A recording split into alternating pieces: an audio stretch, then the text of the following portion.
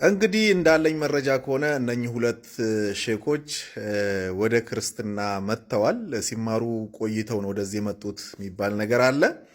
ኦልሬዲ አሁን ደምድመው ገብተዋል ማለት ነው።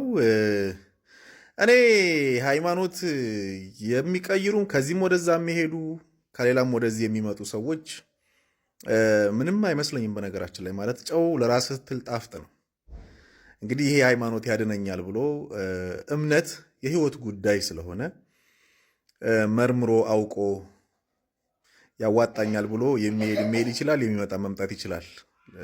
ኤኒዌይስ ግን እነኚህ ትልቅ የሃይማኖት አባቶች ከእስልምና ሃይማኖት አባቶች የሆኑ መጥተዋል። እንግዲህ በህይወት ያቆያችሁ ነው የምንለው።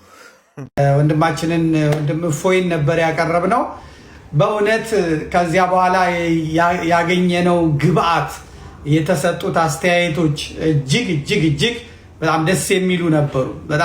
በጣም እጅግ ደስ የሚሉ ነበር። መርሃ ግብሩም ቀጣይነት ይኖረዋል። እፎይ የቀረበ በዚህ መልኩ ማጥራት አለበት፣ ነገሮችን ለህዝብ ማቅረብ አለበት። ልጁም እንዳያችሁት ጨዋ ነው፣ ትሁት ነው፣ ደግሞ በሚገባ አዋቂ ነው እና እኔ በጣም ነው የኮራሁበት። በጣም ነው ደስ ያለኝ። በተመስጦ ደግሞ እኔም አድማጭም ነኝ። በተመስጦ ነበር ስንሰማው የነበረው። ሁላችንም ብዙ እውነት ይፋ አድርጓል ወንድማችን እፎይ ማለት ነው። ከሁሉም ደስ የሚለው በዕለቱ በቲክቶክ ውስጥ ሪፖርት ያቀረበ የለም፣ የተሳደበ የለም፣ መጥፎ ቃል ከአፉ የወጣው የለም። በአጠቃላይ ወደ 186,000 ሰው ተከታትሎታል በቲክቶክ ብቻ።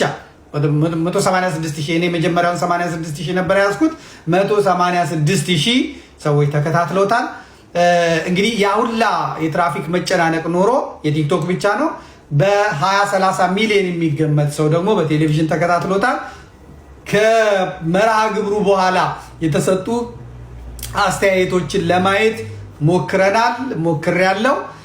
በቴሌግራም ገጼም ላይ የሰዎችን አስተያየት አይቻለሁ። ተቆራርጠው በወጡ የቲክቶክ እንትኖችም ላይ ልጥፎችም ላይ ኮመንቶችን ለማንበብ ሞክሬያለሁ። ሁሉም በቅንነት ሁሉም ጥሩ መልስ ነው። እንኳን እሱ የተተቹት ሰዎችና መልስ የተሰጠባቸው አካላት ሳይቀሩ ምንም አይነት ክፋት ያለው ነገር አልተናገሩም። ያው መጨረሻ ላይ የእሸቱን ያን አጀንዳ ለማስቀየር እሸቱ መለስ ኮሜዲያን ያላለውን አምጥተው ያውም ተራ ምዕመናኖቻቸው አይደሉም፣ ሰባኪዎቻቸው፣ ኡስታዞቻቸው፣ ብር አንቀሳቃሾቻቸው፣ በመስጊድም በምን የሚከበሩት ሰዎች ያንን ያልተባለ ነገር አምጥተው ለማጫጫው ሞክረው ነበር። እሱንም እኛ መልስ ሳንሰጥ ራሳቸው የእስልምናው እምነት ኡስታዞች በተለይ ደግሞ የሱፊ ኡስታዞች ቀርበው በእውነት መከራከር ስንችል ሐሰት ምን አመጣው በሚል በቋርፍ ላይ እሸቱ የሰራውን ስራ አምጥተዋል። በዚህም ተባለ በዚህም ዘመኑ የመገለጥ ዘመን ስለሆነ የትኛውም አጀንዳ የተነሳውን ሐሳብ ሊቀይር አይችልም ማለት ነው እና በእፎይ ላይ የተነሳውና ያንን የተነሳውን አጀንዳ ለማስቀየር ተብሎ የተዘጋጀውም ነገር በሙሉ ከሽፏል ማለት ነው። እንዲህ አይነት ዝግጅቶች ይቀጥላሉ። ዋናው ነገር መደማመጥ ነው። በክርክሮችም ላይ ክርክርም ቢኖር ሙግት ቢኖር እና መወያየት ቢኖር ጥያቄ የሚጠየቅ ሰው የተጠየቀውን ጥያቄ ማብራራት፣ መልስ መስጠት፣ ጆሮ መስጠት ያስፈልጋል። ከዛ ሲጨርስ ደግሞ ሌላ ጥያቄ ካለ ጥያቄ የሚያስቆጣ ጥያቄ ይሁን የሚያናድር ጥያቄ ይሁን የሚያበሳጭ ጥያቄ ይሁን መጠየቅ። ከዛ ሰውየው በፈለገው መልሱ መመለስ አለበት። ልክ እፎይ ሲጠየቅ የሚያበሳጨውም የሚያናድደውም ሲጠየቅ እንደመለሰው ማለት ነው። እንደዚህ አይነት መርሃ ግብሮች ይቀጥላሉ። የዘመድ ቲቪ እስካለ ድረስ መርሃ ግብሮቹ ይቀጥላሉ። የዘመድ ቲቪ እንግዲህ በኋላ ላይ የሚገርማችሁ ነገር መጥፎ ነገር መሆኑ የምታውቁት መጥቶ ልመንኩስ አለ። አይሆንም አልኩ። ለምን አለኝ። አሁን አትችለውም፣ ህይወቱን ተለማመድ አልኩት። እሺ ልለማመድ አለኝና ከ2 ወር በኋላ ተመልሶ መጣ። ፈተና ገጠመኝ፣ መፍትሄ ስጠኝ አለኝ። ምንድን ነው አልኩት። አንዲት ሴት ወደድኩ።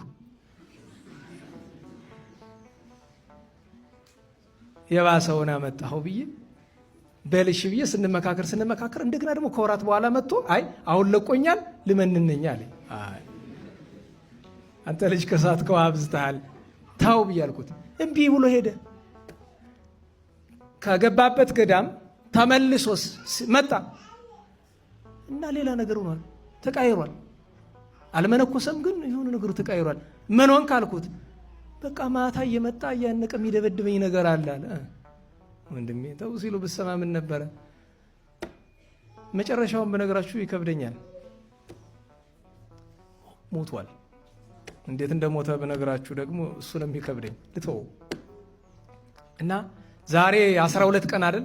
ግንቦት 12 እና ነሐሴ 24 በተለይ ግንቦት 12 እዚህኛው አባጃሌ ላይ ምንኩስና ይሸጣል አይደል?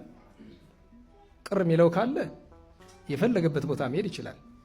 ከተማ ላይ የሚደረግ ምንኩስና ሽያጭ እንጂ ምንኩስና አይደለም። መጀመሪያ ነገር ታዲያ ለሰበቡ ምን ይላሉ? ቅዱስ ክርስቶስ ሰምራ ቃል ኪዳን ቆብ የጫነውን ልምርልሻለሁ ያላት በየትኛው መጽሐፍ ነው? እስኪ ያሳየኝ ከገድሏ። ተው እንጂ እስኪ አምጣው። ከየትኛው መጽሐፍ ላይ ነው እንደሱ የሚል ያለ?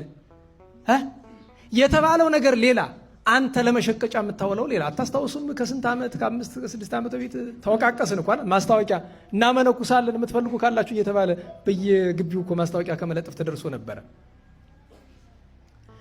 ለምን አነሳ ብትለኝ፣ አንደኛ እናታችን ቅድስት ክርስቶስ ሰምራ ናት። ዛሬ የእሷ ልጅ ለመሆን ከቃል ኪዳኗ ለመሳተፍ መመንኮስ ግድ ያስፈልጋል። አፈወርቅ ቅዱስ ዮሐንስ ገዳም እገባለሁ ባለ ጊዜ እመንናለሁ ባለ ጊዜ ሽክፍ ጠፈፍ አድርጎ ግን የገባ ስልጠናው እንደማይቀር የትራንስፖርትና ሎጂስቲክስ ሚኒስቴር አስታወቀ። ስልጠናው የማይቀር መሆኑን ሚኒስቴር መስሪያ ቤቱ ተናገረ ይለናል። ማስቀረት ይቻላል እንጂ እንዴት ነው እንደዚህ አባገነን አካሄድ? ሲጀምር አንተው ራስህ ብቃት አላቸው ባልከው ትምህርት ቤት ተማሩ አልከን፣ ተማርን። ከዛም በኋላ ራስህ ፈተንከንና ሰርቲፋይድ ናችሁ ደስ ባላችሁ የኢትዮጵያ መንገዶች ላይ መንዳት ትችላላችሁ አልክ። እሺ። ከዛም በኋላ ተመልሰን እዛው ትምህርት ቤት እዛው አንተ ሰርቲፋይድ ናቸው ትክክል ናቸው ብቃት አላቸው ባልካቸው ትምህርት ቤቶች የምንማርበትና ገንዘባችንንና ጊዜያችንን ልውስ የምናደርግበት ምክንያት እኮ ነው ሊገባን ያልቻለው። ብቃት የላቸውም ካልክ ሌላ ትምህርት ቤት ነበር ማስተማር። ለዛውም ይቅርታ ጠይቀህ፣ ለዛውም ካሳ ከፍለ፣ ለዛውም በሹፌሮች መልካም ፈቃድ ብቻ ሲሆን ጸባይህን አሳምረህ አጥፍቻለሁ ብለህ እንጂ ብያለሁ ብለህ ካፈርኩ አይመልሰኝ የሚባል አካሄድ አዋጭ አይደለም። ምክንያቱም ሀገሪቷ ያላት አንድ ህግ ነው፣ ፍርድ ቤት አለ። ስለዚህ ሚኒስቴር መስሪያ ቤቶች መመሪያዎችን ማሻር ይቻላል። በዚህ አጋጣሚ የድንበር ተሻጋሪ ሹፌሮች ማህበራት ይህን ጉዳይ ያስቡበት። ዝም ሀገራችን የጋራ ሀገር ነች።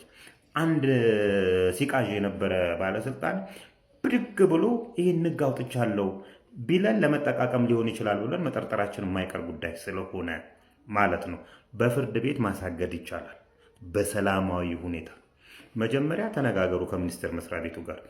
5 ቀን ስልጠና ከፍለን የምንሰለጥንበትና ጊዜያችንን ገንዘባችንን የምናጠፋበት ምክንያቱ ምንድን ነው? የሚኒስቴር መስሪያ ቤቱ ጥፋት ከሆነ ይቅርታ ይጠይቅ፣ ካሳ ይክፈለን። ከዛም በመልካም ፈቃደኝነት ሊሰለጠን ይቻላል። እሱ ባልሆነበት እንደዛም እንዳንል እኮ ተመልሰ ሰልጥን የሚለው እነዛው ትምህርት ቤቶቹ ውስጥ ነው። ምክንያቱ ምንድን ነው? መነጋገር። ከዛ በኋላ እንደ አባገነን መሪ ብያለሁ በሚለው ከሆነ ቀጥታ ወደ ፍርድ ቤት ሄዶ ማሳገድ ይቻላል። ለምንድን ነው ብያለሁ አይቀርም የሚባለው? ይቀራል እንጂ ማስቀረት ይቻላል። ስለዚህ አስቡበት፣ ተነጋገሩ። ከምርጫ በኋላ ይህን ነው የሚሆነው። ክሊር የሆነ ነገር ይነገረን ነው። ኤስዲኤስ ከተባለው ድርጅት ጋር መጀመሪያ ተባውላችሁ ነበር፣ ግልጽ ጨረታ ባልሆነ ምክንያቱም ባልታወቀ ኤስዲኤስን ለመጥቀም በሚመስል ሁኔታ ጫናው ሲበዛባችሁ ደግሞ አሁን ለስልጠና ብቻ ትላላችሁ፣ ለትምህርት ቤቱ ትከፍላላችሁ። ሌላ እሱንም ቢሆን የሹፌሮች መልካም ፈቃድ ያስፈልጋልና ተረጋጉ ለማለት ነው። የፍርድ ቤቱን ጉዳይ ግን እንዳትረሱት። የማህበራት በተለይ ሊቀመንበሮች ምናምን ሰዎች በዚህ አጋጣሚ የፕሮፋይሌ ላይ ሄደን የዩቲዩብ ቻናሌን ሰብስክራይብ በማድረግ እናሳድገው። በዛ በኩልም መምጣት ግድ ስለሆነ ረዘም ማረ ወሬዎች ለማውራት እሱ ምቹ ሁኔታዎችን ስለሚፈጥር ብዙ ሊንኮች አሉ። የኔ አይደሉም እስከ 30 ሺህ ሰብስክራይበር ያላቸው የኔ እዚህ ከፕሮፋይሉ ላይ ያለችዋ ሊንክ ብቻ ነችና ሰብስክራይብ ብታደርጉኝ ደስ ይለኛል።